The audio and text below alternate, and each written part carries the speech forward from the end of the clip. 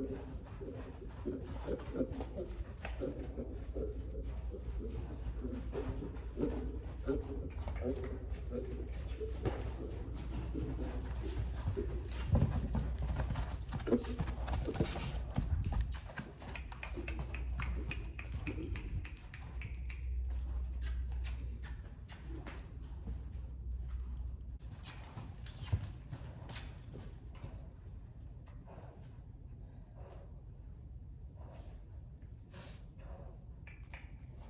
boy.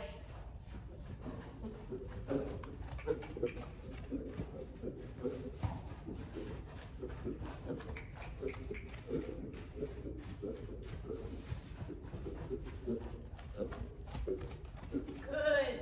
Good boy.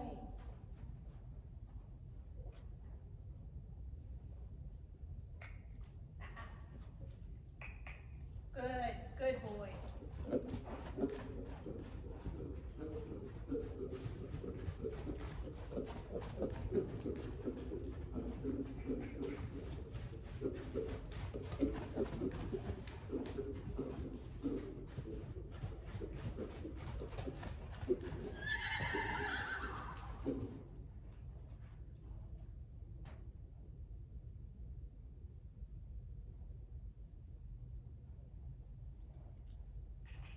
Good.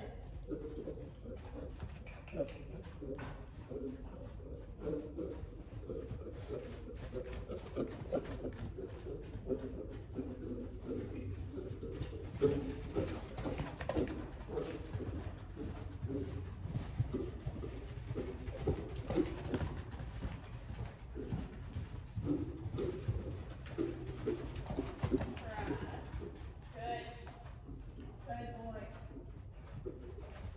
Walk. Walk.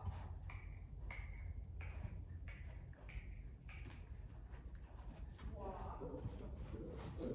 Walk.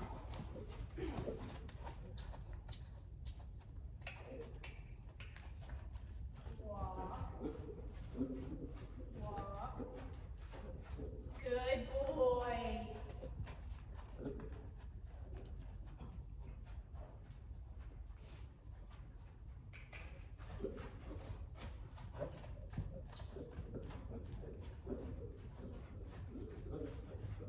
And walk. What a good boy. Walk it. Good man. Walk. Walk.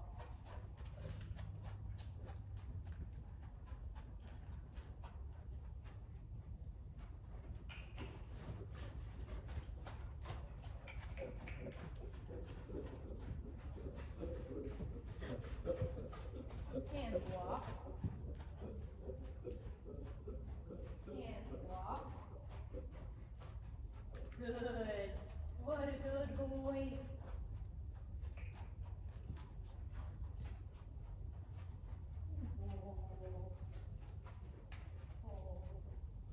Good boy.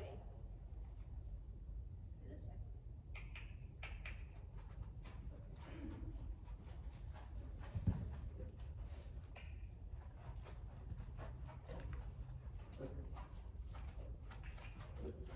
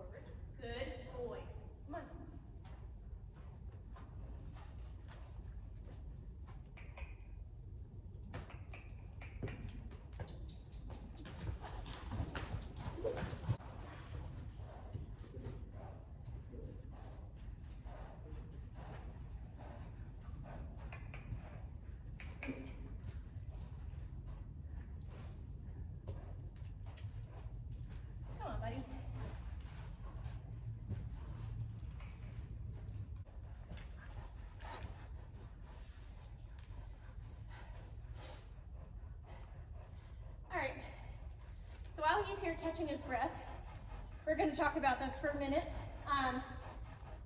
This boy is, as you can tell, pretty hard to handle.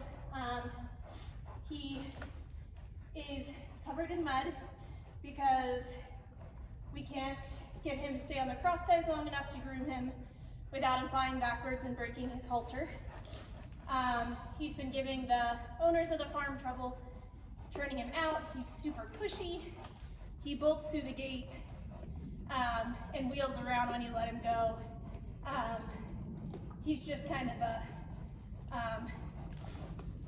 hard to handle on the ground. So this is probably my 4th time working with him. His go-to is definitely to back up. He's super herd bound, and he will charge at you, he'll kick at you, he'll buck at you. He wants to drag me down to that end of the arena because that's where the door is.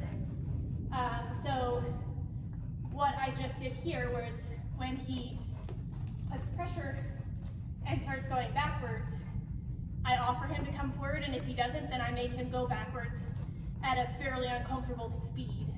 We want to make the right thing easy, which is just to come forward off the pressure and do his work and be done.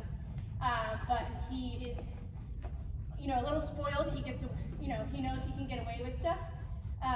So we're kind of taking all that away and putting new stuff on. So when he drags me down to that end of the arena, I'm making him hustle, move his feet as fast as I can, and then when he comes down here, he gets to rest.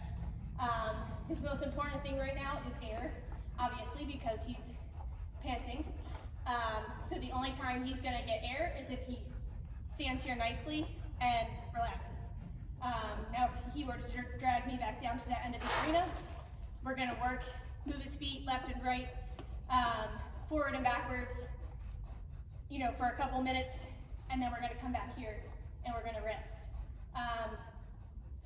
So he's actually doing a lot better than he was the first few days, and I wish I would have gotten a video, but it is what it is. I'm getting it now. So if you guys have any questions about what I'm doing or why I'm doing what I'm doing, please ask me. This is, I know a lot of owners struggle with this with their horses, and you might not know where to start, and you all have to start somewhere. This is not meant to be pretty. Obviously he's caked in mud, but you have to start somewhere. So right now my goal with him is to just get him to move his feet left and right, forward and backwards.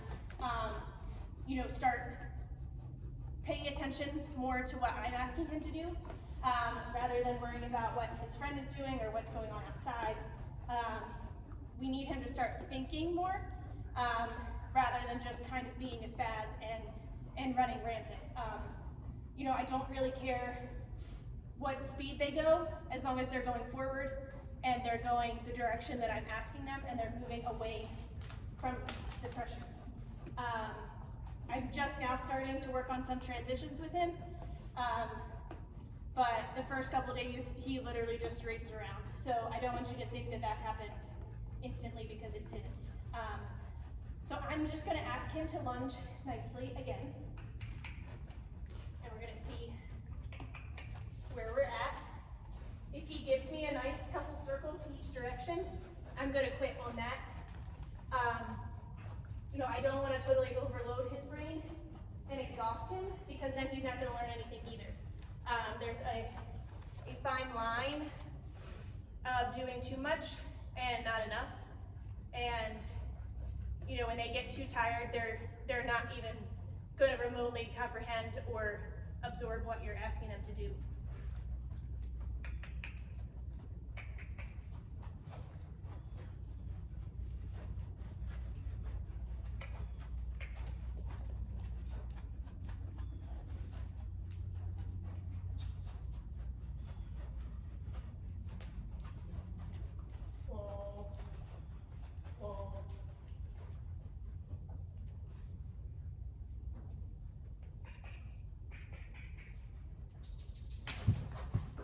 there he just wasn't responding quick enough. So I gave him a little tap. And as you can see right here, he's staying light on the line. He's not pulling on me. He's going around quietly. When I say whoa and tip, and look at his hind end, he yields to me.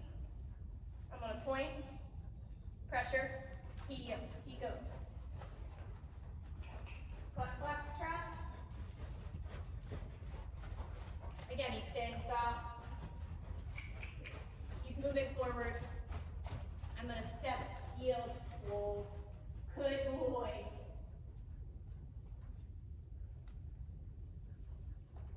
Good. So, I'm gonna end on that part as far as the lunging, because he did exactly what I wanted. He stayed soft. You know, I could keep drilling him, but is it really gonna make a difference at this point? Probably not. I want him to understand that that is the end goal, and that's what's gonna get him to be able to go back to his friend. The sooner he does what I ask, the sooner his work is done. So now we did a lot of sensitizing, so I'm gonna go back and desensitize him. So I'm gonna toss the stick and string over his back.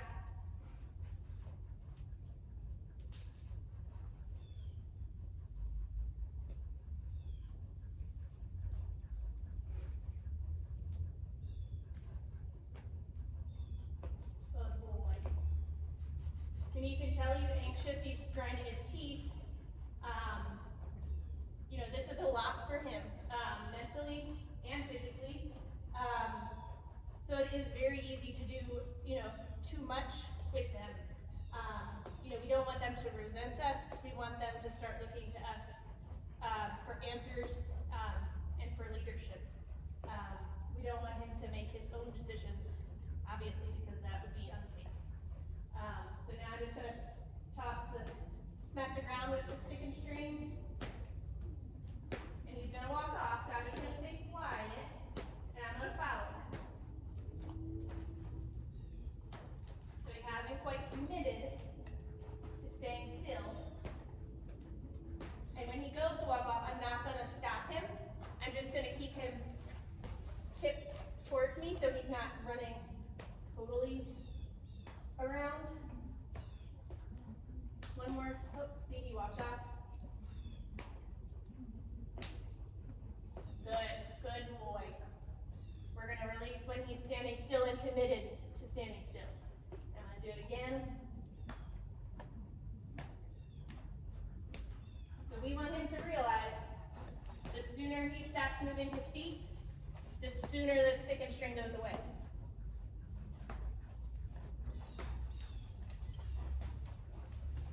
And I'm keeping my left hand up by his face in case he goes to wheel towards me. He's gonna hit my hand before he hits me in the head.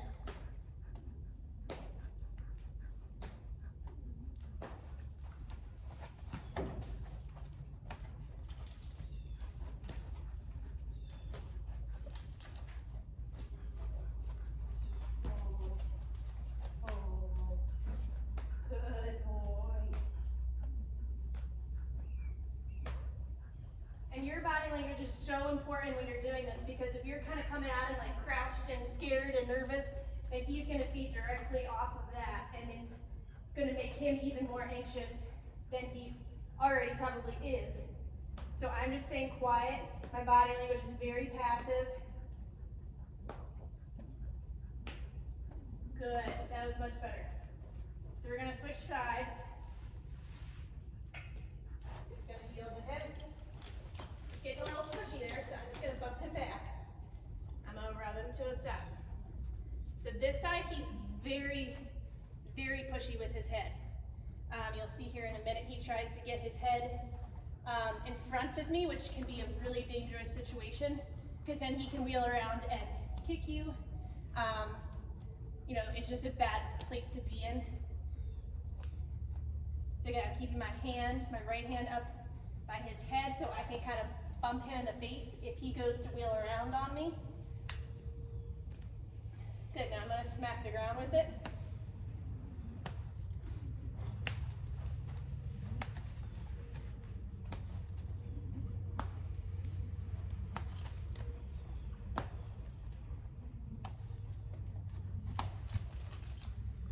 you can tell how anxious he is. He's tossing his head, his tail's flicking, he's kicking his feet up a little bit.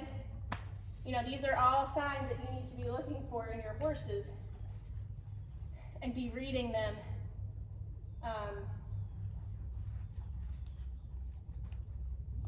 He is licking his lips, which is good. But there's some friends calling to him. I'm just gonna bump him back. Good boy. You know, your horse has 23 other hours in the day to do whatever they want. You know, this 1 hour they need to be focused on you and what you're asking them to do. You know, herd-bound issues are, you know, fairly difficult to fix when they're kind of in the extreme. They can be very dangerous. So, you know, getting on top of that stuff from the get-go is important before they snowball into, you know, something dangerous or uncontrollable. Good boy. That was much better. So we're just gonna pat him there. So again, this is probably gonna be the end of his session today. So he is literally just gonna get turned back out in the field. It isn't an ideal situation, but he's not at the point where I feel like I can, you know, comfortably teach him to stand on the cross ties yet. He doesn't understand the concepts of like just standing still and relaxing. So I feel like putting him on the cross ties is probably going to be, you know, make him go backwards a little bit. So when I get him, I literally pull him straight out of the field. He comes in here and works. You know, we rest for a few minutes and then he can go back out in the field. You know, probably in the next week or so, we will start taking him down to the barn after I work him. Again, if I just took him out of the field and put him on the cross ties without moving his feet first, it's probably gonna be not good. So setting him up for success the best I can by, you know, moving his feet, teaching him to stop and relax and just seek standing still. When he gets to that point, then I will start taking him down to the barn after I work him. And then eventually we'll be able to just pull him out of the field, take him down to the cross ties, groom him properly, tack him up, and he's not gonna worry about his friend. He's gonna stand there quietly. You know, it's a building block of you know, a process that, you know, we just have to take the time to do to fix these issues. So again, please, if you have any questions at all, please don't hesitate to ask me. If you don't want to, you know, put it out publicly, send me a private message. You know, I'm always happy to help as much as I can. And, you know, I appreciate you watching, and we'll get back with you next week with an updated video.